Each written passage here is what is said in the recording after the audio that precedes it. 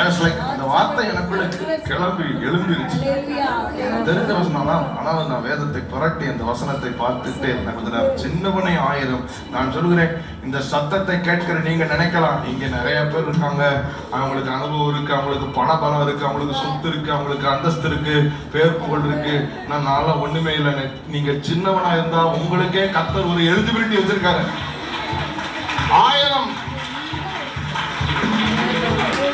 சிறியவனை பலத்த ஜாதி.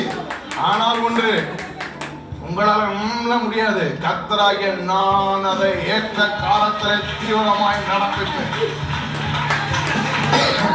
I will do it. நான் செய்வேன். சொல்றேன். அப்ப இந்த பெரும் பாதையான பரிசுத்த வழியிலே உங்களை நடத்தத்தான் நான் வழி நடத்துவேன். ஆமென் சொல்லுங்களேன். பக்கத்துல பார்த்தா அவர் வழி நடத்த விடுங்க. சொல்லுங்க சொல்லுங்க. அவரை வழி நடத்த விடுங்க. அவர் உங்களை நடக்க பண்ணுவாரு.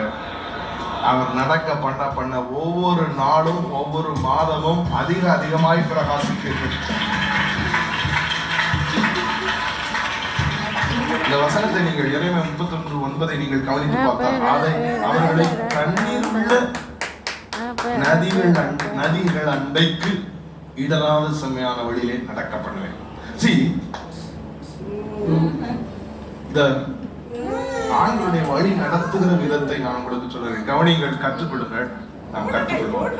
ஆண்டவர் வழி நடத்துகிற விதம், அவர்கிட்ட நீங்க போக போக அவருடைய வழி நடத்துகிற விதம் என்ன என்று கேட்டால், தண்ணீர் உள்ள நதிகள் அண்டைக்கு உங்களை நடத்த விரும்புவார்.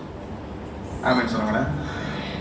உதாரணத்துக்கு எசேக்கியேல் 47 அதிகாரத்தை நீங்கள் வாசித்து பார்த்தால், எசேக்கியேல் 47:3 கவனிங்கள். அந்த புருஷன் தமது கையில் நூலை பிடித்துக் கொண்டு எப்படி வழி நடத்துறார் பாருங்க.